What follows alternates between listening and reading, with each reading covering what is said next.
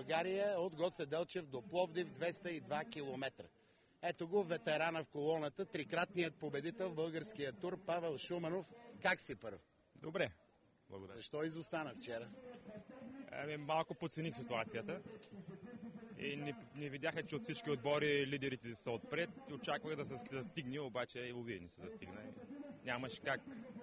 Тази разлика отчаиваща ли е вече? Може ли да се стопи? Не, според мен всичко свърши. Тия, които са отпред, там 25 човека, между тях, може би ще е победител в обиколка на България, дано да е от нашия отбор. Как усети чужденците? Българин или бегач от странство? Много е сложна ситуацията. Вчера само 5 българина имаше в първата група от 24 човека, което е за предишни години така никога не е било. Но да се справят, че помагаме с каквото може. 60-та юбилейна има ли сантименти? Ако не се лъжа, това е 17-тия тур за теб. Да. Аз печеля 40-та юбилейна, сега сигурно ще приключа с 60-та юбилейна. Може би ще приключа вече с спорта си кариера след тази година. И се надявам да наблюдавам и 100-та юбилейна. Веско Михайлов, директорът на обиколката, има много работа през тези дни. Как се завъртяха нещата? Наред ли е всичко? Аз смятам, че всичко в момента върви добре, въпреки че все още е рано за оценка, но вчерашният етап най-дългия в обиколката, най-тежкият, който се очакваше да бъде, и така се стана. Станаха добри разкъсвания, но претендентите за обиколка за спечелването са в тези 20, които са отпред. Разликата необратима ли? За някои мисля, че може само да са кандидати за етапни победи, но не повече. Какви трудности имате с организацията или всичко е гладко? Нямам оплаквания, всичко върви добре. Насякъде в етапните градове кметовите се отзоваха много добре, както и тук в Гоце Делчев. Кмета господин Москов, за съжаление той отсъства, в момента е в Китай, но всичко е направено перфектно. Българите остават ли с шансове? Да, разбира се, има в тая група, в която са лидерите, така да ги наречеме, групата на лидерите, има и българско участие. Евгений Балев вчера намери място в тройката. Защо не първия, втори? Така се случи. Състезателите от Катюша бяха трима, аз бях сам. И когато си сам е малко по-трудно да успяваш да парираш всички атаки. Но разликата е малка. Надявам се нещата да ги коригираме в последствие. Малка е между бегалците от началото на обиколката. Как стана това бягство вчера и защо издържа до края? В интерес на истината развръзката започна Пако Мансебо, голямата звезда.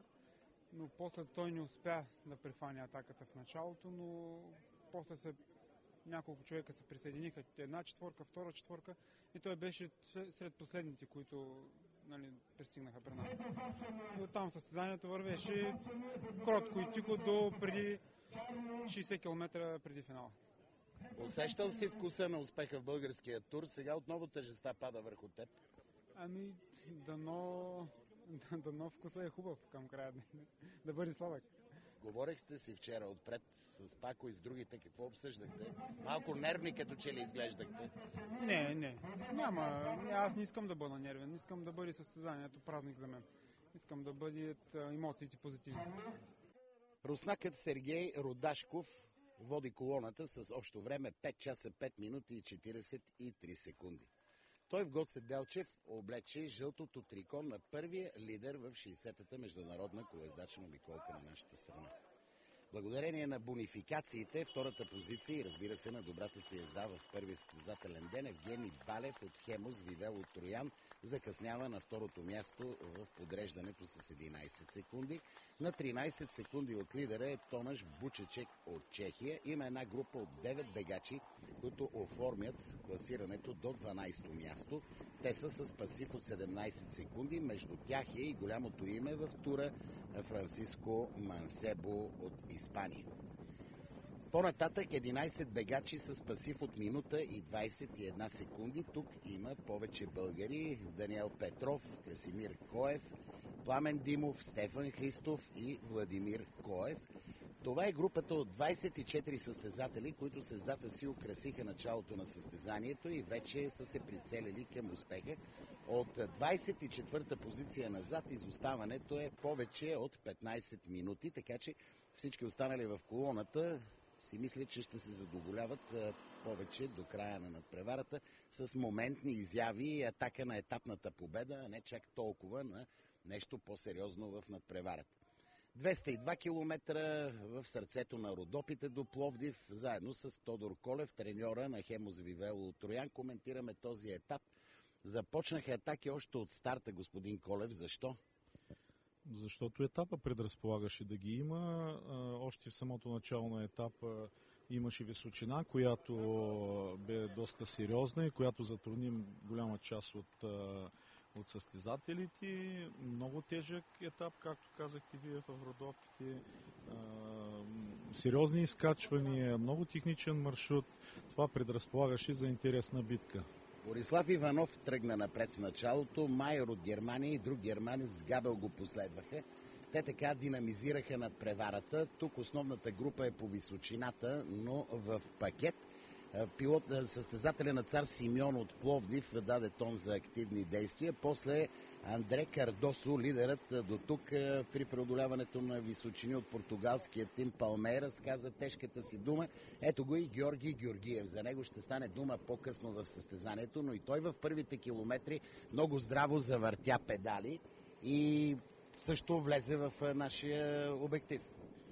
Определено интереса на състезанието бе продиктуван от самото начало от атаката на Андре Кардосо, тъй като аз мисля, че той не само е лидер в класирането за катерачи, но ще бъде лидер и на португалския отбор като цяло за генералното класиране. Много силен, в добро функционално състояние и раздвижването на групата стана именно по негова вина, тъй като той атакува сериозно.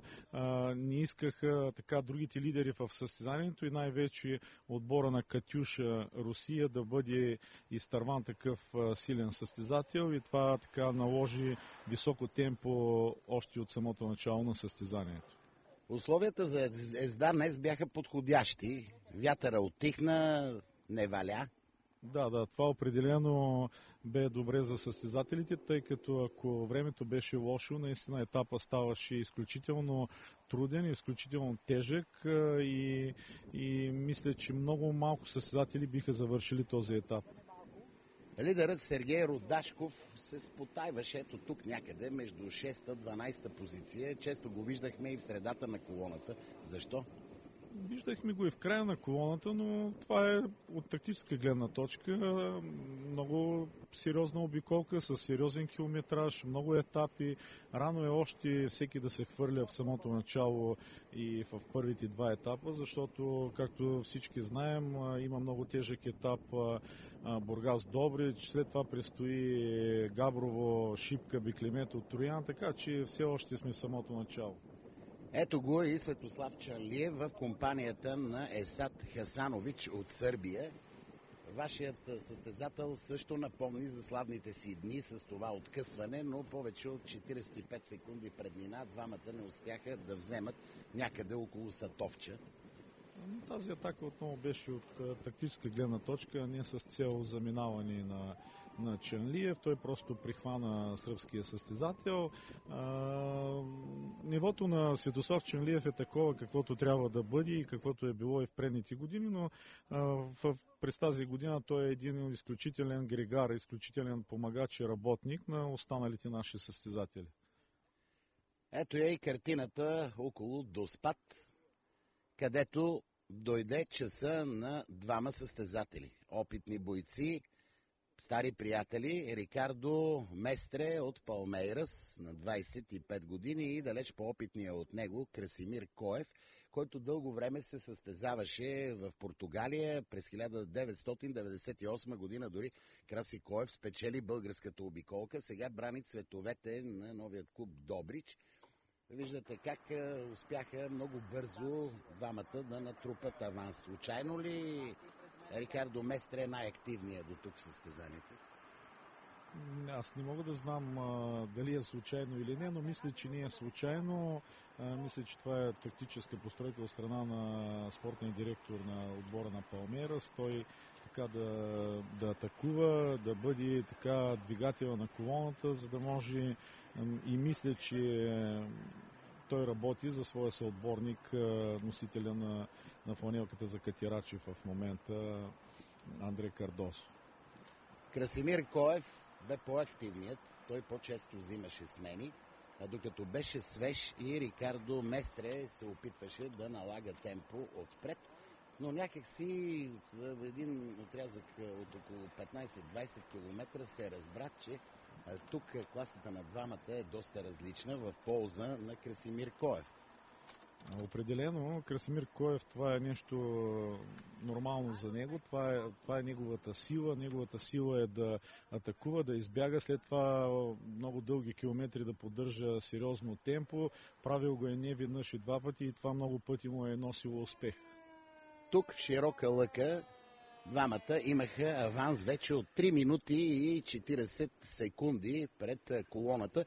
Много лесно днес фаворитите парираха акциите.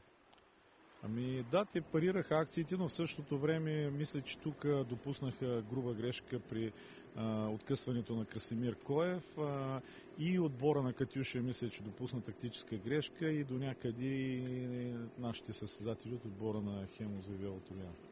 Какво имате предвид под тактическа грешка?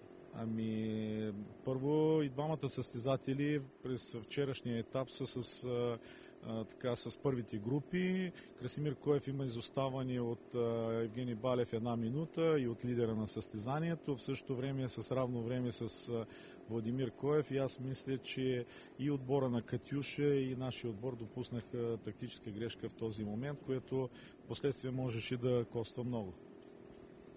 Видимо вече бе, че Рикардо Местре няма сили да поддържа темпото на Красимир Коев, който някъде преди Пампорово се опита да подкани и с жестове своя добър приятел да бъде малко по-агресивен, но височината беше изцедила и двамата.